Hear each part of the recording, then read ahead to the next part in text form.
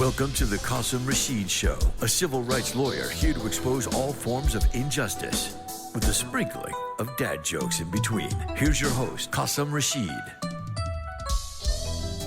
Good morning and peace be upon you this beautiful Sunday, wherever you're tuning in from. My name is Qasim Rashid, and this is the Qasim Rashid Show here on Sirius XM Urban View Channel 126, the most awesome show in the multiverse. I want to thank you all for tuning in. We've got a great show lined up for today. Jamyle Cannon is here, founder and executive director of the Bloc Chicago, phenomenal organization that I need you all to hear about. He's actually returning to the show. He was here about a year ago, and I'm bringing him back on to talk about the work he's doing, but also some of the struggles he's going through, bizarrely due to Israel and Gaza. We'll talk about that in a second as well. I also want to talk about the ICC submission for arrest warrants for 3 members of Hamas, as well as Netanyahu and Gallant, who are the Prime Minister and Defense Minister of Israel. And then I also want to talk this latter part of the show about something I'm realizing that people have generally no idea is true, that law enforcement, the police, have no legal duty to protect us. This is not clickbait. I swear to God, this is not clickbait. It's established Supreme Court precedent, and we need to talk about it if we're serious about public safety. But before I bring on Jamyle, let me talk very quickly about these arrest warrants for Israeli and Hamas leadership. After months of warning, the International Criminal Court Chief Prosecutor Karim Khan announced that he is seeking arrest warrants for 5 members of Israeli and Hamas leadership. And he gave about 15, 20-minute long remarks and gave a bunch of interviews. And, you know, he does a really good job of pointing out that, look, we need an immediate ceasefire. We need a release of all hostages in Hamas custody and in Israeli custody. And we need an immediate cessation of Israeli bombing and blockades. And instead, we need to infuse immense aid to stop this famine engulfing Gaza, because this aid is being blocked. And no, it's not being taken by Hamas. The US government, as well as on-the-ground agencies, are all attesting there's no evidence that Hamas is taking this aid. It's being blocked by the Israeli military, and the Israeli military is tipping off extremist settlers who are coming and attacking the aid trucks. It's bizarre and barbaric, and it's also a war crime. But the 3 Hamas leaders that the ICC is targeting are Yahya Sinwar, who is the head of Hamas, Mohammed Ibrahim al-Masri, who is the commander-in-chief of the military wing of Hamas, and then Ismail Hania, who is the head of the Hamas political bureau. And they're being accused of 8 different war crimes: extermination, murder, taking hostages, rape and other sexual acts of violence, torture, other inhumane acts against humanity, cruel treatment, and outrages upon personal dignity. And look, I said from day one, there needs to be accountability for the war crimes committed on October 7th. You don't attack civilians, period. Resistance does not include attacking and harming civilians. No one will ever convince me of that. And there are people who are upset with me for saying that. Tough. I will never tolerate attacking civilians, period. Likewise, the ICC is targeting 2 Israeli leaders. They're targeting Prime Minister Benjamin Netanyahu and Defense Minister Yoav Gallant for the following 7 accused war crimes as of October 8th and beyond. Starvation of civilians as a method of warfare, willfully causing great suffering or serious injury to body, willful killing, intentionally directing attacks against the civilian population, extermination and or murder, persecution as a crime against humanity, and other inhumane acts as war crimes. And notably, there's no mention of the illegal military occupation or of the illegal settlements, which I found a little bit concerning, because I think those have been going on for decades. They absolutely should be included here. However, I think Prosecutor Karim Khan did accurately attest these. Look, we have evidence from over 200 incidences, as documented by the New York Times and NBC, that the Israeli military instructed, rather forced, Palestinians to go to a particular area that they designated as a safe zone, and then they bombed that designated area. That's a war crime, and that's willful killing. That's intentionally directing attacks against civilians. And I'm glad that there's accountability there. Prosecutor Khan did make it clear that this is not about the right to self-defense. Every country has the right to self-defense. However, that does not, is his words, that does not absolve Israel or any state of its obligation to comply with international humanitarian law. And that's what's been violated here. So the warrants have not yet been issued. The application has been issued. The judges of the ICC now need to make their determination, and that could take a few weeks to a few months. I believe they should. Israel and the US, of course, rejected ICC authority, and they're now talking about sanctioning the ICC, the US is, which in my view would be a grave mistake. Because look, one, Palestine is an ICC member state. They've been since 2015. And so the ICC absolutely has authority over Palestine and what happens on Palestinian soil. And so Israel committing war crimes on Palestinian soil means that the ICC has authority, simple as that. Two, the ICC has broken ground in prosecuting Israel for war crimes. The last three ICC prosecutors refused to. Karim Khan came out and said that a senior official told him that the ICC is not meant for Western or for Israel or for the US. It's meant for thugs like Putin and for Africa. And I looked up the last 21 years that the ICC has existed.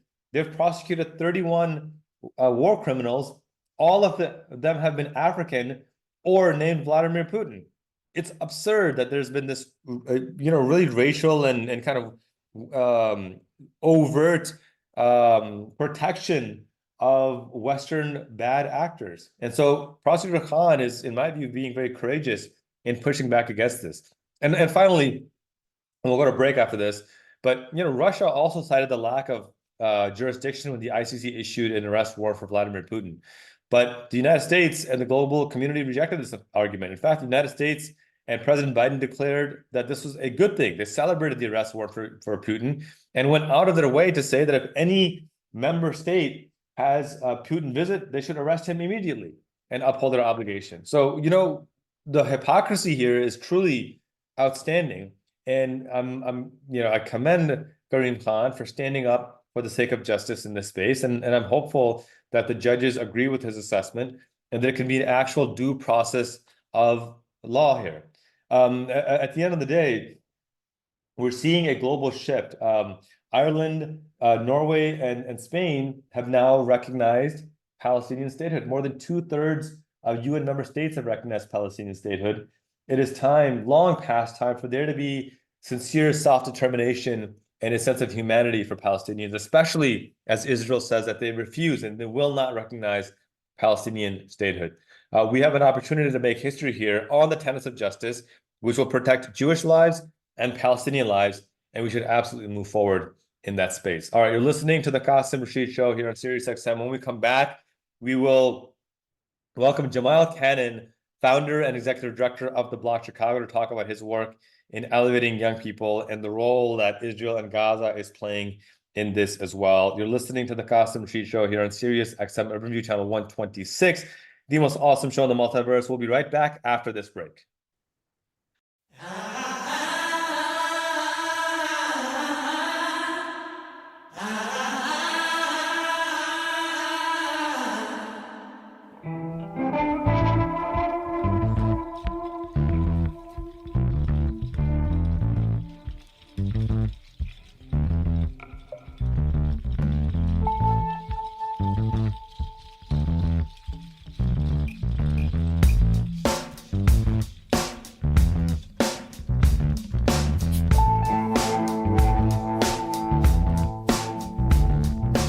Welcome back. You're listening to the Qasim Rashid Show here on Sirius XM Urban View Channel 126, the most awesome show in the multiverse. I'm excited to welcome back to the show Jamyle Cannon, a dear friend, somebody here based in Chicago, like me, except he's actually in Chicago, not Chicagoland, as you'll get harassed if you go outside We're of in Chicago. the city.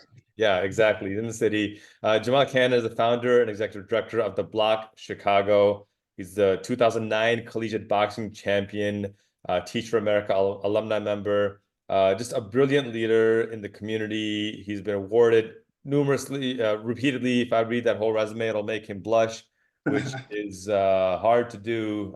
He's such a genuine soul. And Jamyle, welcome back to the show, man. Glad to have you here. I'm pumped to be on, Qasim. Thank you for having me on. I'm excited to talk about all we have on the plate today. I always wanted to ask you this question. What's it like being a boxer with a name like Cannon? Like, did people try to make a nickname out of that? Like, how does that work? Yeah, you don't really get a nickname when your last name is Cannon, and the last name Cannon can take you anywhere. I could have been a wide receiver, but the That's last right. name Cannon, it Quarterback. opened up the They've been a world for me. quarterback, right? Yeah, yeah, but shout out to mom and pops for hooking me up. Yeah. I saw a funny meme on TikTok where they did, you know, the scene in Batman where Commissioner Gordon says, "I never got to say thank you," and Batman responds, "And you'll never have to."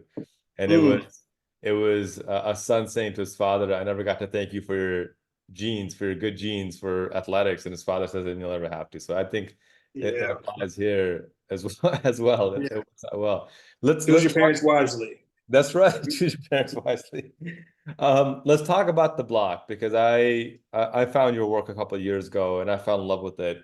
For those unfamiliar with the block, what is the block? What are you guys trying to accomplish? And just kind of give the whole rundown of what this actually is.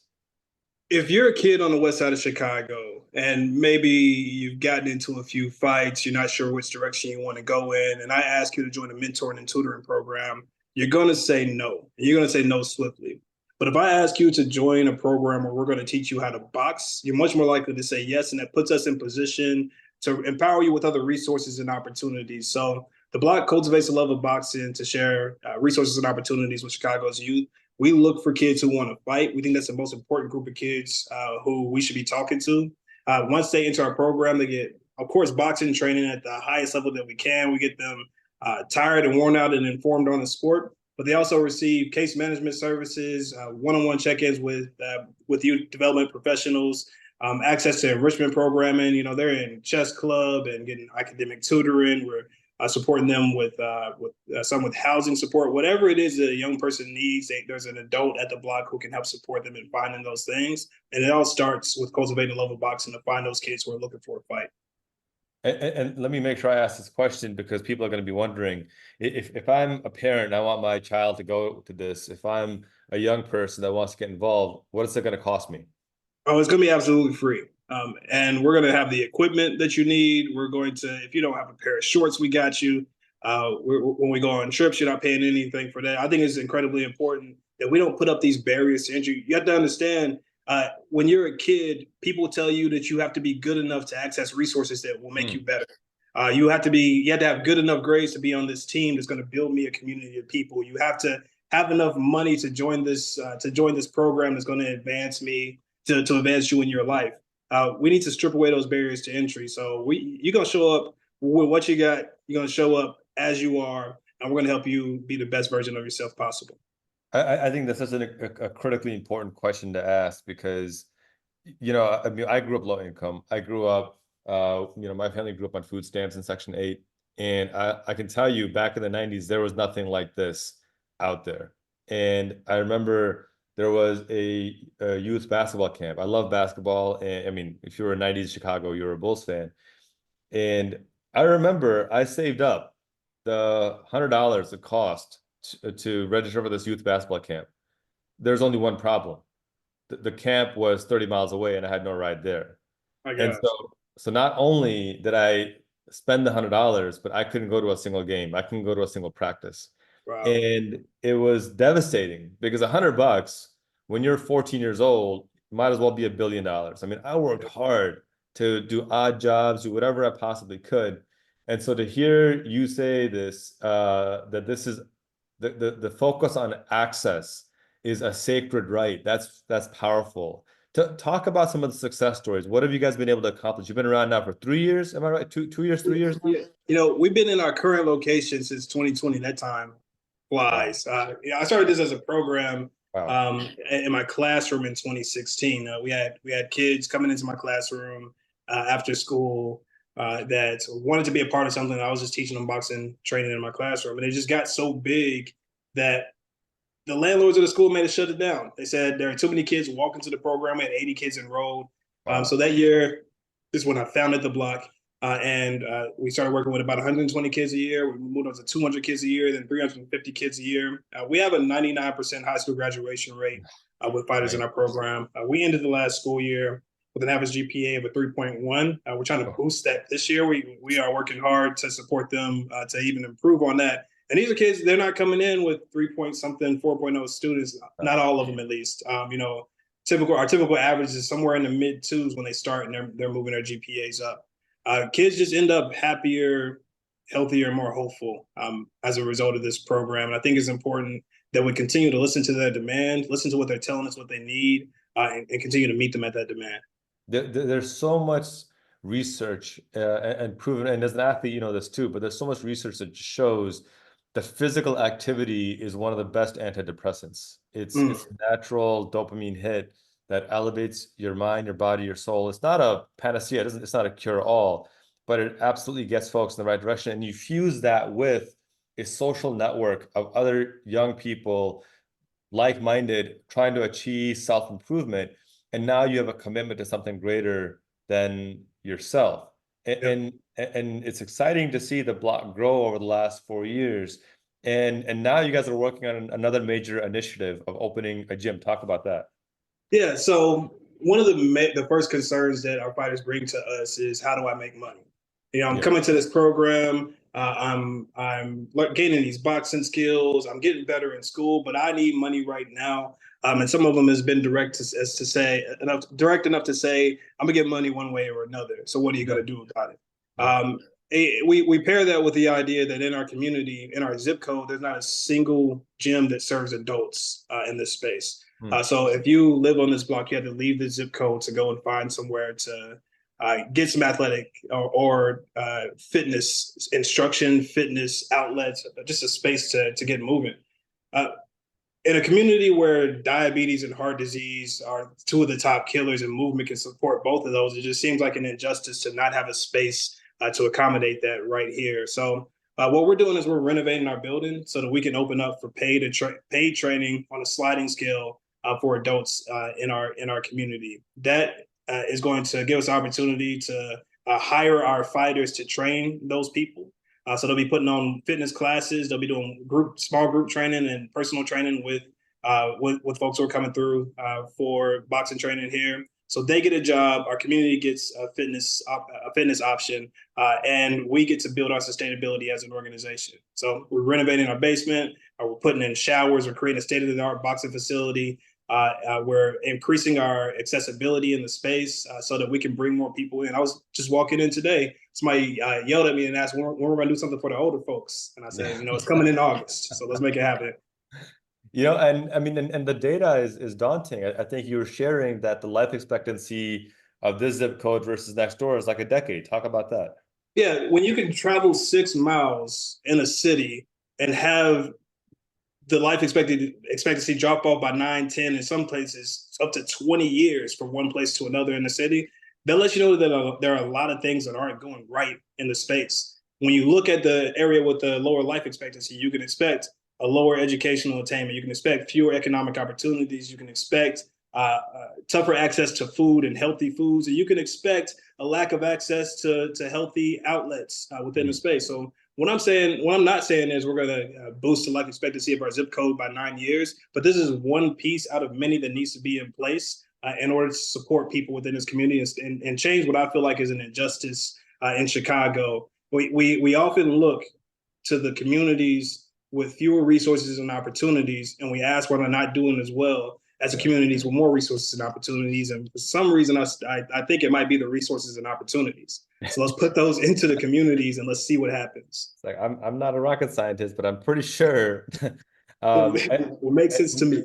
And that's what it comes down to, right? I mean, it's ultimately, I lived in Virginia for some time, and we're back home in Illinois where we grew up, and I had a few friends in Virginia say, well, aren't the property taxes like triple what they are in Virginia? And I said, yeah, they are. And I've got my beef with how property taxes are meted out, but I'll tell you what, I enjoy the fact that my kids' teachers here make a living wage, as opposed to in Virginia, they're making $42,000 a year. You can't live off of that. I mean, I appreciate the fact that the libraries here are like community colleges, and they have access to things that my kids couldn't have dreamed of over there. I appreciate the fact that we have sidewalks, for God's sake, in places where kids are walking, as opposed to in Virginia, they're walking on the street. And it's amazing what happens when you invest in resources. If you're just tuning in, we're speaking with Jamyle Cannon, founder and executive director of the Bloc Chicago. We're talking about his work on not just youth activism, but building up young people to be extraordinarily successful adults in the long term as well. And I want to talk about this new project about building out a gym and the resources it's taking. I think you mentioned it's costing about $250,000 or so, which actually is a steal when you think about what you're trying to accomplish. It's an absolute steal. But you're running into some financial struggles, not because people don't believe in the vision, but due to some external factors. And that external factor in this case being the siege on Gaza. Jamyle, you and I may not agree on everything, but one thing we are pretty clear on is the need for there to be an immediate ceasefire, a release of all hostages, an end to the occupation, and for a humanization of Palestinians. And we see that, and keep me honest if I say anything you don't agree with, and we see that as a humanization of Jewish people and Palestinian people as equal human beings, both with the right to exist, both with the right to safety and security, both with the right to raise their children with bright and prosperous futures. I don't see that happening with the current status quo, and I want change. I want there to be an application of international human rights law. And you shared a really painful story of what's happened to the Bloc Chicago as a result of your calls for peace and justice in the space. And I want to give you the platform to speak on this, because I want people to understand from you what struggles a nonprofit leader goes through that they may not have expected to go through. One of the things that's become clear to me is that I occupy a realm that was not built for me in the nonprofit space. I've walked into a sector that was not built to alleviate root causes of suffering. It wasn't built to create systemic change. It was built to pacify and maintain the status quo. And when you speak against the status quo, it can be harmful to you, the mission that you serve, regardless of whatever other lines might align with those funders. So when I speak on Israel Palestine, you'll hear me say a lot of the things that you just said. I call for a ceasefire, a release of hostages. I caution against the rising anti-Semitism and speak out against that. I want full humanization of the Palestinian people. I think that dehumanization is at the root of everything that we're encountering right now. Yeah. So there's no reading of what it is that I've said that would justify, the killing of any children, or that would justify the dehumanization of anyone. When I speak on these issues, however, I get an immediate response. I've been called into numerous meetings. I've gotten some what I think are downright hateful emails in response to our fundraising calls, where I'm being called all sorts of things that I don't necessarily agree with because of what I've spoken out on. And I, again, just calling for a ceasefire, release of hostages, and humanization of the Palestinian people. That's right. There are connections that we had that were important to us that will no longer respond to emails. I think we're down about $250,000 if I look at what was expected through some of those connections, and then some of the funders who just dropped off in the middle of a funding process. There's a risk within this sector to speaking on issues that are important to you. There's a risk to having a conscience that defies the conscience of the people with the most power within the system. I think that's the reason why a lot of nonprofit leads have been incredibly quiet about this. It reminds me when we first started saying Black Lives Matter, and there are a lot of people who are working with Black folks who would not say Black Lives Matter because it ruffled the feathers of the philanthropic class, more or less. And it feels like I'm in much of that same space now, just in a more intense way, because of the reaction that we've gotten from this. That doesn't necessarily change my tact. I think that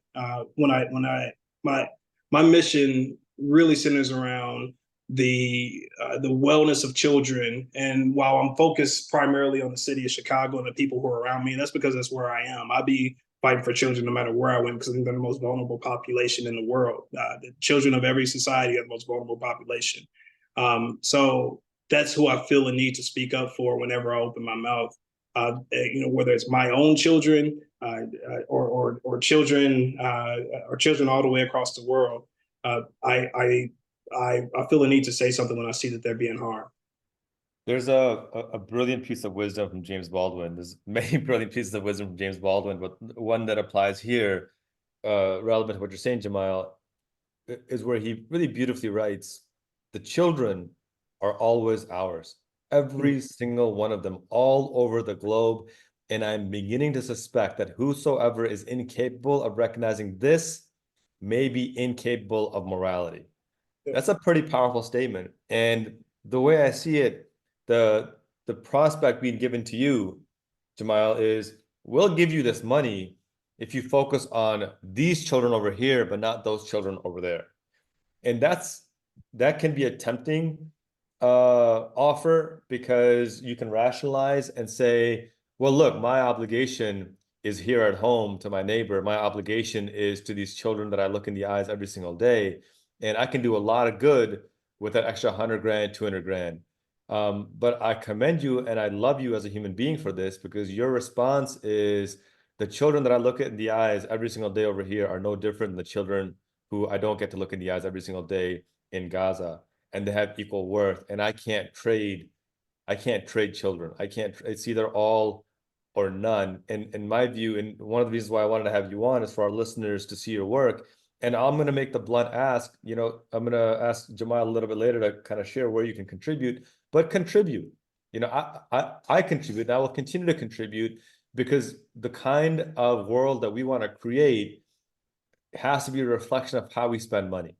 The money we spend is going to create the kind of world that we want. And so whether you're someone who can contribute $5, contribute $5. If you have means to give $5,000, give $5,000. If you're a billionaire listening and you can write Jamyle a check for $1 million, write Jamyle a check for $1 million, because this is how we create a future. So what kind of impact now has this nearly $250,000 in lost funding had on the Bloc as of right now?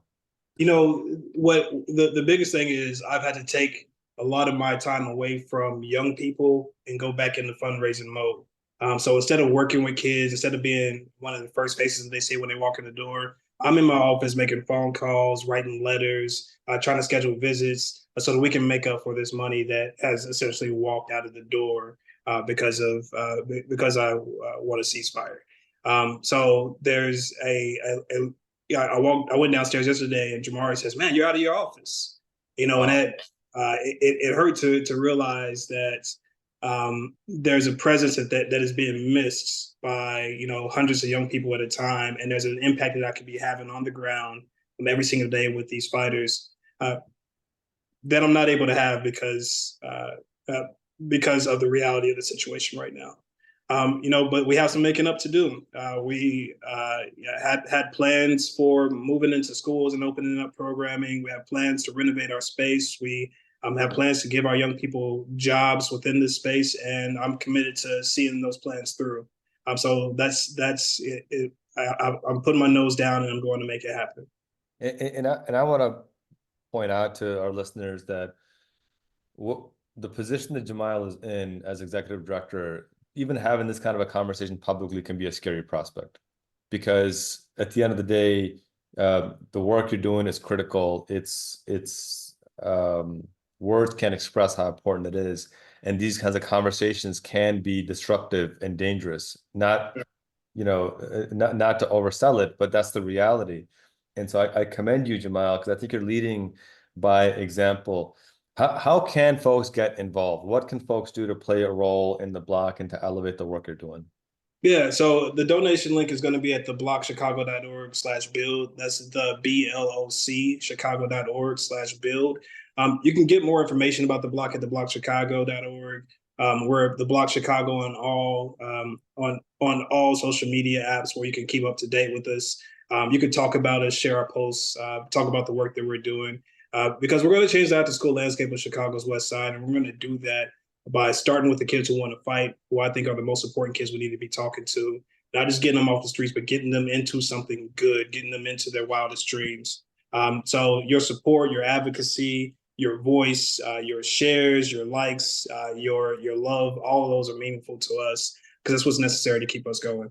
Yeah, and I want to emphasize that when you're trying to emphasize to prospective donors, to philanthropic organizations, how successful your messaging has been, showing them that, look, we got 100,000 likes and shares on this is a big deal because it Right. matters. It shows that people are responsive and that you're having an impact in the community. And so, going back to the earlier conversation about access, if you can't contribute, but you can share and like and email your network, that goes a long way. You need to do that as well. And as someone who has done fundraising in my own capacity for nonprofits for a long time, I can tell you that that is often the grease that kind of skids the wheels to kind of get the wheels turning and get people convinced.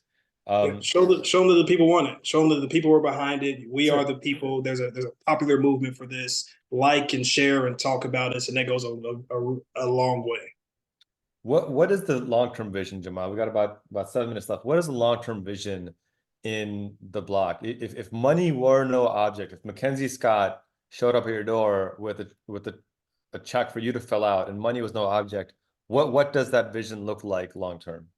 We're doing three things. We're building facilities like this, or not building, but we're moving into spaces with a facility like what we have now, where a young person can come in for the sport of boxing, get case management services, exploratory learning opportunities, and academic support, all along with the boxing training right there in the communities. And we started spreading out into schools across the city. Where young people are fighting and they need a productive outlet, they need someone who resonates with them, and they need extra support. So we're bringing that support to more young people across the West Side. We're changing all of Chicago. We're changing the after school landscape of the city by accepting kids who used to be rejected and helping meet them where they are so they can get to where they want to be. I love that. I mean, it's just such a powerful thing. To me, it's the difference between being not racist and being anti-racist, right? Let's get after it. Yeah, exactly. You got to get after, you got to dismantle the struggle by elevating. I mean, it's just such a beautiful concept. And on a lighter note, last couple minutes to show, you're, I assume, an amazing husband and a loving father. I say I assume because I talked to the better half about that. She's gonna have to testify to that. But you're the father of two. Talk about your family. I have, first off, a wife who's incredible. She worked with me so she still works with me now, but now on a part-time basis. So she's been my right hand in many ways, which is really important for a left-hander. And That's good. And a wonderful mother of the most rambunctious children you're ever going to meet in your life. I have a son, a 3-year-old who's obsessed with robot vacuums and all things electronics. I'll go home. He's taking apart a remote control. I'm just like, what are we doing with ourselves? You know, he's running around with headphones and a power drill. And I have a 9-month-old now whose favorite hobby seems to be beating me up. So, but she's like a rough and tumble child who just cannot be bored. She has to be doing something at all times. I have no idea what all of this is going to turn into. But it's been an incredible ride as a father to watch them grow and to try to help them be their best selves. I realized quickly I don't get to decide who they are. I just get to help them be who they are. So That's well said. My eldest, like I said, it's the last day. We're recording this on the last day of school here in the neighborhood school system, and my eldest is finishing up his freshman year of high school, and he goes, Dad, I remember starting first grade, and I'm already 3 years shy of graduating high school now. I'm like, kiddo, I remember starting first grade, and now my eldest is 3 years shy of graduating high school. I'm like, every moment is going to pass you by even faster and faster as every year goes by. And that's why I don't want you to worry about the past. I don't want you to worry about the future. I just want you to enjoy the present, enjoy this moment, because it's never going to come back. And the way to not worry about the past when you're in the future is by enjoying the moment. Yeah. Because that's how you know you made the most of it. That's how you know you cherished every aspect of it. And it's going to allow you to appreciate every future step going forward as well. Yeah. That's a great way to look at it, because it's very easy to start looking ahead and start wondering or start looking in the past and thinking about what used to be. But there's so many beautiful things happening right now, and to really tap into that on a real level. That's a good piece of advice for me. Thank you. Oh, definitely, man. I mean, I tell you, it's so funny because my son then teases me. He goes, then how can you still complain about missing a state trophy by 16 points in high school? I'm like, listen, certain things Yeah, can't let them go. you can't. It's like, what if I had done this? What if I had done that? Like, there's certain things Yeah. that still stay with you no matter what. It's gonna happen. It's like, I mean, let me have that. It's not that I'm like lamenting over it, but it's like you think about it, right? It's just Yeah, good question, son. Now get out. yeah, exactly. That's exactly it. Jamal, as always, a privilege to speak with you. Last couple of minutes, where can folks find you on social media? If they're in Chicago, are there events they can come out to? How can folks be of the most benefit to the Bloc Chicago? Yeah, follow me personally at Jamyle Cannon. That's JamyleCannon. And follow the Bloc at the Bloc Chicago on TikTok and Instagram, as well as Facebook. We'll be hosting some boxing bootcamp events where fighters in our program teach guests how to box and walk you through a boxing bootcamp. You'll tour the space. You'll meet fighters. You'll learn how you can get involved with the program at a deeper level. We'll be starting those up as soon as our renovation is done. We've raised $204,000 out of the $250,000 we need to finish this renovation. So we need to push to that finish line. Then we'll be opening our space up more consistently, so you can come in, meet fighters, throw some punches with us, and learn about the work we're doing. Oh, I love it. And the website is theblocchicago.com or .org. .org, theblocchicago.org. That's the BLOC Chicago.org. All right. Jamal Cannon, brother, thank you so much for being here, man. Hope to have you back soon. I'll come back every day if you want me to. Thank you. I might take you up on that, my friend. All right, Jamal Cannon, founder and executive director of The Bloc Chicago. Check them out at theblocchicago.org, BLOC Chicago.org, doing the Lord's work, leading by example, standing up against immense opposition where you shouldn't have to, but that's where we got to step up. And like I said, every dollar we spend is a reflection of the kind of world that we want to create. I'm going to go today and contribute to the Bloc Chicago. I encourage you to as well. And if you can't, share, like his content, and get involved. You're listening to the Qasim Rashid Show here on Sirius XM Urban View Channel 126, the most awesome show in the multiverse. We'll be right back after this break.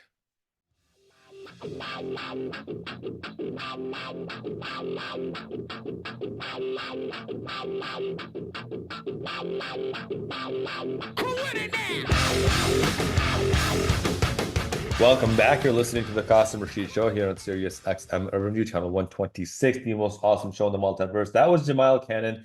I adore this brother. This guy is just a salt of the earth. He leads by example.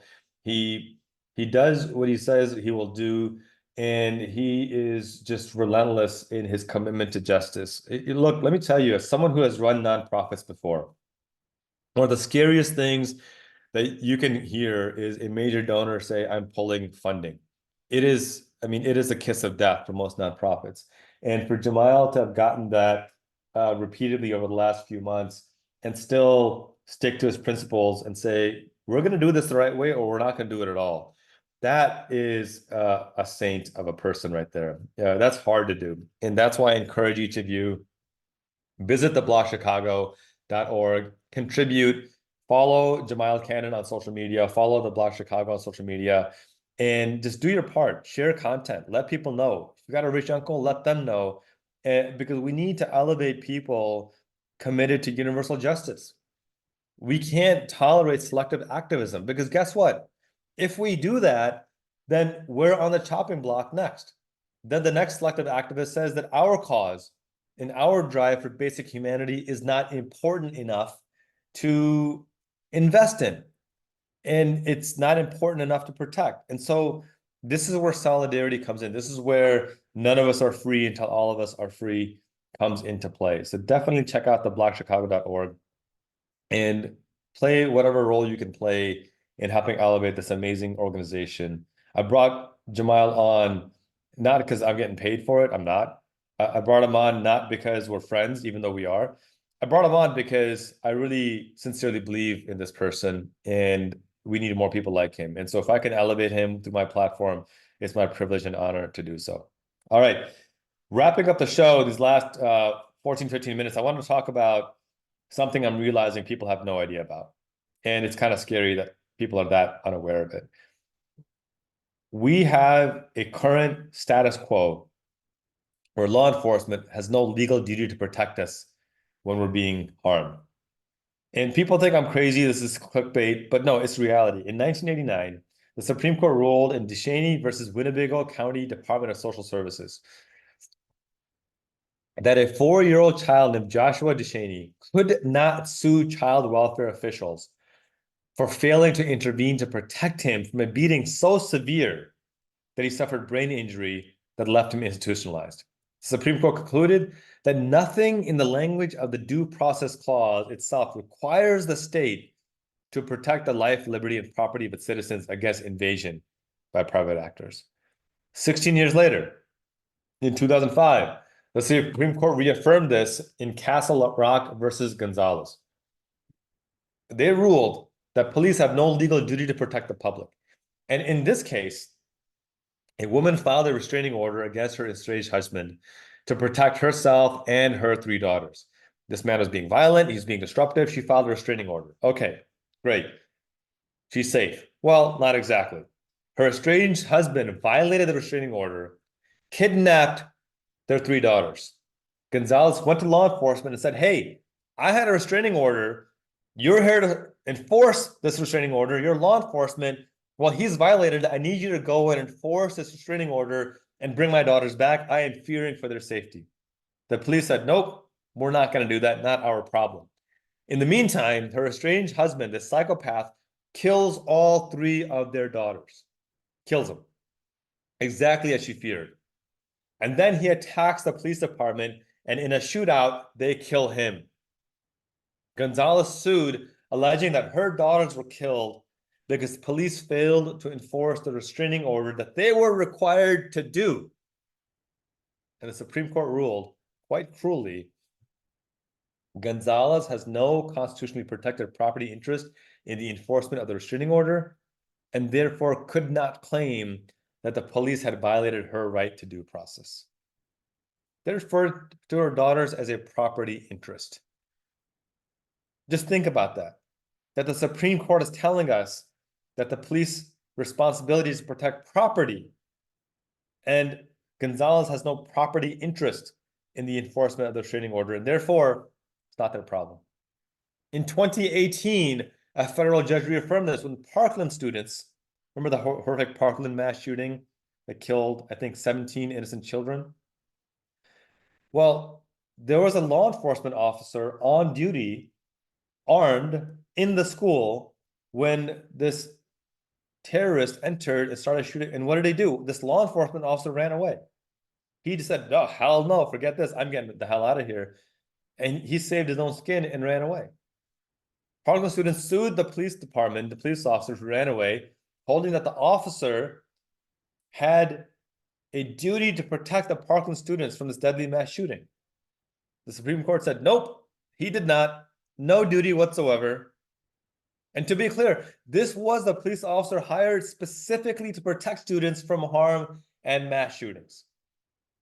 But the court said, no, they actually don't have any duty whatsoever. And so the Parkland students were not able to sue the police officer.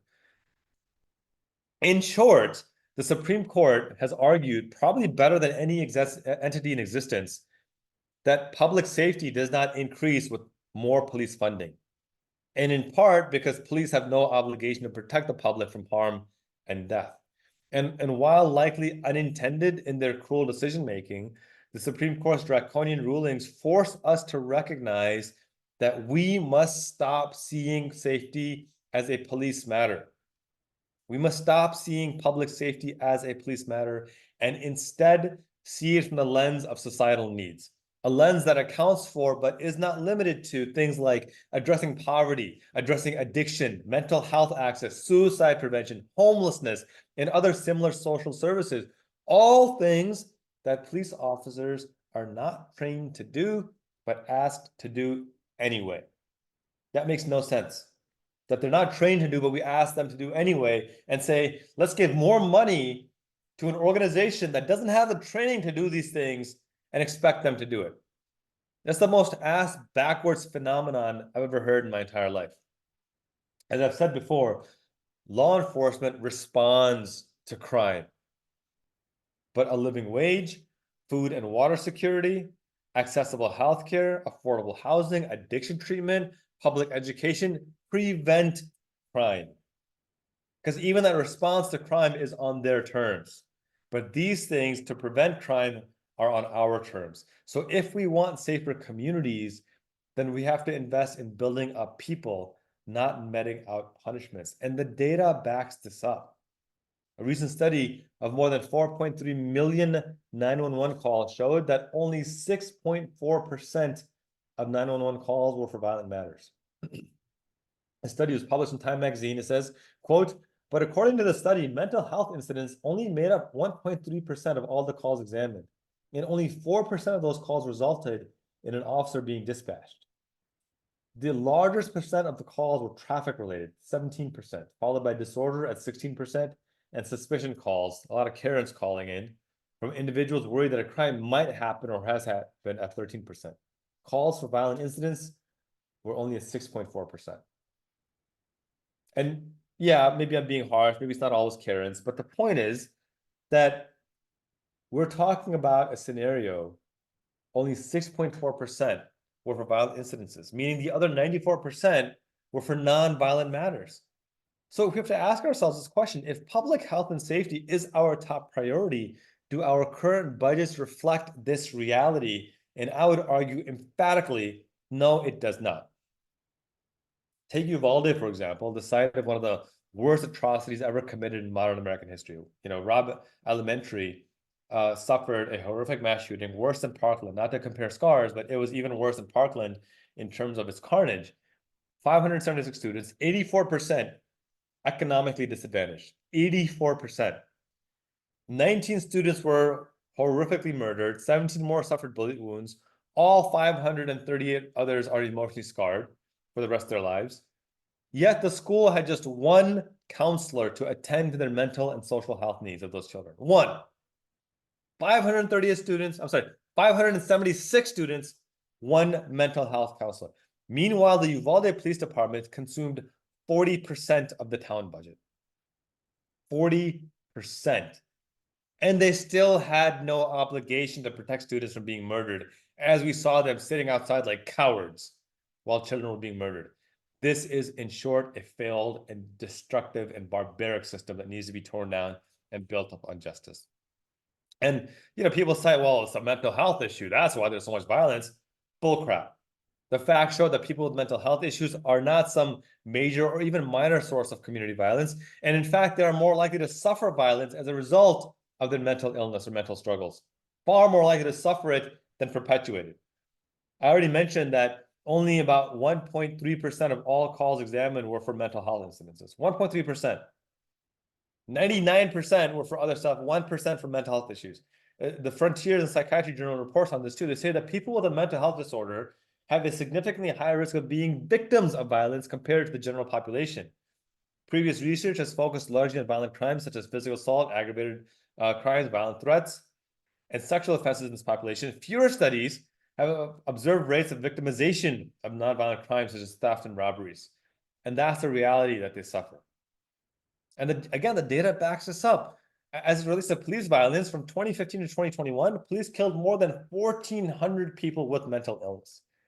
This is one consequence of asking law enforcement to address matters in which they have zero training whatsoever. What sense does it make to send an armed agent of the state to address someone suffering a healthcare crisis? And by the way, there are solutions. Denver implemented what's called a STAR response team, support team, assistance response team, to address mental health issues, nonviolent issues. And they deployed more than 748 times. And guess what? Zero violent incidences, zero needs to call the police, zero arrests. And police were then able to focus on the violent crimes. We had actual mental health professionals, a win-win. This needs to be done on a national scale. And by the way, this model also makes the lives of police officers safer. So if you're a hardcore Blue Lives Matter guy or gal, this should be 100% in your corner. Like, this is what you should want, because This is a public safety model that ensures that police aren't asked to do things that they aren't trained to do, which means that the lives of police officers are safer as well. So it's a win-win. There's no reason not to do this, except the only reason you would oppose this is if you want more militarized police, you want more tanks and armored vehicles on the streets. And in that case, you don't actually believe in public safety, you believe in a police state, which is horrifying. The fact remains that we cannot, unfortunately, rely on the Supreme Court to save us from this, unfortunately. But fortunately, we know a better and proven public safety model exists and works, one that recognizes true public safety as allocating resources through the lens of societal need, not through the lens of more law enforcement and more weapons and more tanks and harsher punishments. It doesn't work. But we do know it works, and it's time that we have the political will and mass movement of citizens to ensure that we apply these common sense principles. That's how we move forward. All right. Thank you all for listening in. I appreciate you immensely. You know I do. The takeaways from this are to ensure that you support Jamyle Cannon, ensure you share this content, and talk to your local leaders and electeds to move to a community service model as opposed to just more funding for the sake of more funding. Thank you all for tuning in. Be sure to follow me on social media at Qasim Rashid across all platforms. We will continue to advance this show that builds on compassion and justice and accountability for those in power. Got a great show lined up for next week. Be sure to tune in. Same time, same place at 10 a.m. Eastern on Sunday on Sirius XM Review Channel 126, the most awesome show in the multiverse. My friends, be fierce, lead with compassion and justice, and continue speaking truth to power. Until next week, peace.